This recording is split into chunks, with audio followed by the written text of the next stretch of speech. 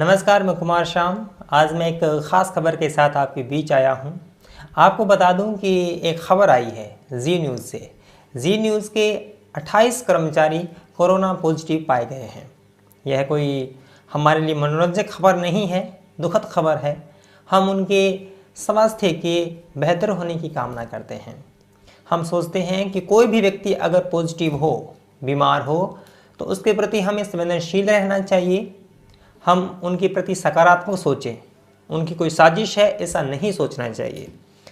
लेकिन 28 कर्मचारी जी न्यूज़ में है, वो वही कर्मचारी हैं, ये वही संस्थान है जिसने तबलीगी जमात को लेकर जो इस देश के अंदर प्रोपेगेंडा किया था, पॉजिटिव होने के आसरे कि ये पॉजिटिव हुए हैं, इसके पीछे इनकी साजिश थी। तो अब जी न्यूज़ में 28 कर्मचारी कोरोना पॉजिटिव है, तो क्या देश के खिलाफ साजिश है? इस प्रश्न पर हम आज बात करेंगे, समझने की कोशिश करेंगे कि आखिर एक व्यक्ति जो बीमार हो जाता है तो हमारी सहानुभूतियाँ उसके धर्म के पीछे क्यों अदला बदला करने लग जाती है। कोई अगर मुसलमान होता तो देश के प्रति साजिश होती, और अब जब जी न्यूज़ के कर्मचारी हैं तो वो बेचारे बीमार हैं। तो ये जो दो मुँहा रवैया है और ये जो भारतीय अवचेतन में घर करता जा रहा है, हर व्यक्ति इसी नज़र से हर चीज़ को देखने की कोशिश कर रहा है, इस महामारी को भी इसी नज़र से देखने की कोशिश कर रहा है, तो हमारे लिए समझना बहुत आवश्यक है कि अब इस बात को डिकोड किया जाए कि दरअसल सुधी चौधरी जो इस चैनल का संपादक है, इसने इस देश के अंदर जो जहर की खेती की है, वह जहर की खेती कहाँ तक जा चुकी है और अब देश के लोग किस तरह से इस घटना पर रिएक्ट कर रहे हैं। जिस तरह से जी न्यूज़ तबलीगी जमात को लेकर हेडलाइंस बना रहा था, क्या हम उसी तरह से हेडलाइंस बना सकते हैं इस खबर पर? जो 28 कर्मचारी जी न्यूज़ के निकले हैं कोरोना पॉजिटिव, दुर्भाग्यपूर्ण है, लेकिन जी न्यूज़ की तर्ज पर अगर हम इस खबर को ब्रेक करें तो कैसे करेंगे? जी न्यूज़ से निकला कोरोना का पिशाच, जी न्यूज़ का कोरोना आतंक, क्या तिहाड़ से छूटा कैदी फोड़ रहा है देश में कोरोना का बम? इस तरह की हेडलाइन हम भी बना सकते हैं। दिलचस्प बात यह है कि इस मामले के बाद में सुधी चौधरी ने एक ट्वीट किया, और वह ट्वीट कितना मूर्खतापूर्ण है वह आप पढ़ते ही अंदाजा लगा लेंगे। मैं आपको पढ़ के सुनाता हूं, अंग्रेजी में है। Team Zee news in on the front line will social media stone pelters spread rumours those who are infected had the option of sitting at home and sharing memes. They came to work because they are committed professionals. If you can't show them respect, don't expose your spiteful celebs. तो ये इनका tweet था, यानी वो अपने professional के लिए काम कर रहे थे, हालांकि वो कोरोना पॉजिटिव थे। अब यही बात कोई और कह दे तो, तबलीगी जमात के व्यक्ति कह दे, वो कहते हैं हम कोरोना पॉजिटिव थे लेकिन हम कोरोना से नहीं डरते, हम अपना प्रोफेशनल काम कर रहे थे, हम अपने पेशे में काम कर रहे थे। अगर मैं पॉजिटिव हूँ, मेरा नाम उर्दू हो और मैं ये कह दूँ कि मैं हालांकि कोरोना पॉजिटिव हूँ लेकिन मेरा पेशा ये है और मैं ये काम करूँगा, कि ये बात जचती है? नहीं जचती है। लेकिन सुधी चौधरी इस तरह की बात कर सकते हैं। जब इस ट्वीट को लेकर वो ट्रोल हुए, सोशल मीडिया पर बातचीत होनी शुरू हुई, इनकी मूर्खता का बखान लोग करने लगे, तो इन्होंने सफाई देने की कोशिश की। दरअसल वो ये कहने लगे कि उनकी बात को कॉन्टेक्स्ट से बाहर सोचने की, समझने की कोशिश की गई है। और सुधी चौधरी की इस ट्वीट में जो राय है, क्या उसकी राय तबलीगी जमात को लेकर भी यही थी या किसी अन्य व्यक्ति को लेकर भी यही है?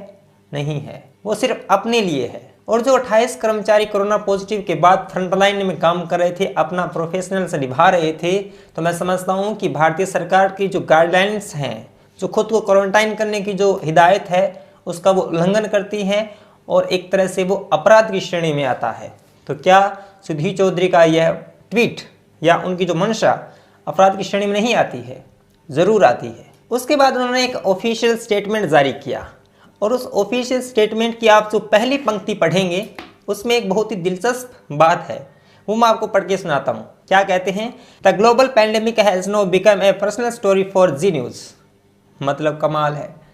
तबलीगी जमात को लेकर आपने जो कवरेज की, रिपोर्टिंग की, तबलीगी जमात को आपने इस देश के अंदर हैवान बना दिया, कोरोना का एपी सेंटर बना दिया एक तरह से, और आपने इस तरह से इस बात को पेश किया कि देश के अंदर जो कोरोना पॉजिटिव हैं तमाम तरह जो चीज़ें हैं वो उनके गुनहगार तबलीगी जमात वाले हैं। अब जब आपको कहा जा रहा है, जब आपको लोग ट्रोल कर रहे हैं, तो आप ये कहते हैं कि ये जो पैंडेमिक है, ये जो महामारी है, यह दरअसल व्यक्तिगत रूप से जी न्यूज़ पर थोपी जा रही है या जी न्यूज़ की ही कहानी बताई जा रही है। आप सोचिए, आपने भी यही किया था। हम तो बार बार कह रहे हैं कि जो बीमारी है ये किसी के भी हो सकती है, कोई भी संक्रमित हो सकता है, कोई भी पॉजिटिव हो सकता है, उसके प्रति संवेदनशील होना चाहिए। किसी को हिकारत के भाव से नहीं देखना चाहिए, वो चाहे वो मुसलमान हो चाहे हिंदू हो। लेकिन आपने देश को एक ही चश्मा सौंपा, वो चश्मा हिंदू और मुसलमान का। आपने कहा कि तबलीगी जमात है वो दरअसल जानबूझकर संक्रमण फैला रही है, और आपने बीमारी को भी धर्म के रंग में रंग दिया। देखिए, इस देश के अंदर जो सबसे दुर्भाग्यपूर्ण प्रयोग किया वो आपने किया। और अब जब आपकी लोग आलोचना कर रहे हैं तो आप ये कहते हैं कि देखो देखो महामारी को भी व्यक्तिगत लड़ाई बना रहे हैं। क्यों भाई? शुरुआत किसने की थी? शुरुआत तो आपने ही की थी।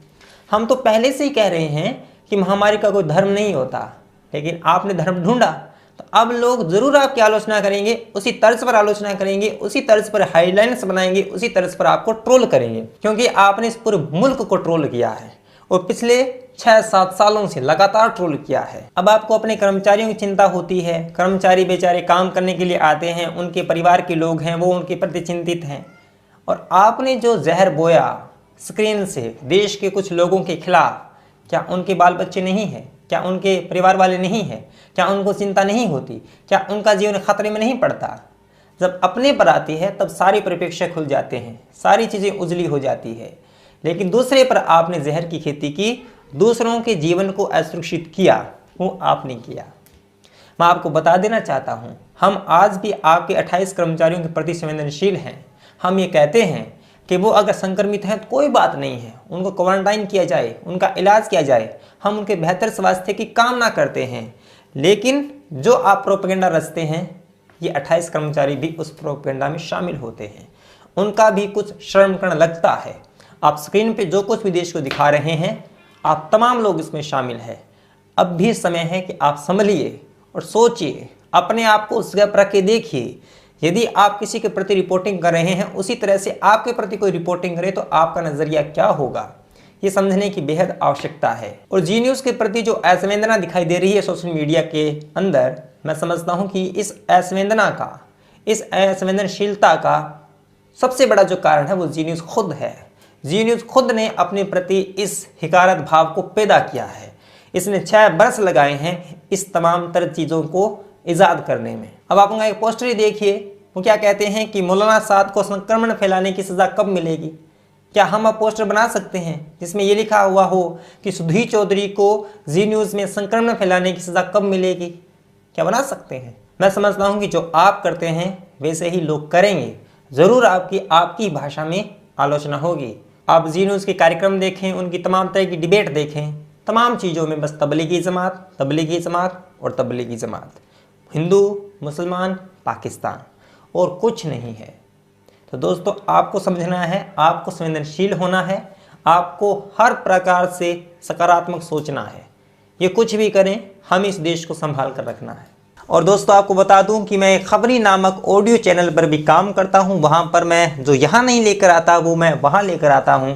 आप स्क्रीन पर देख सकते हैं स्लाइड में।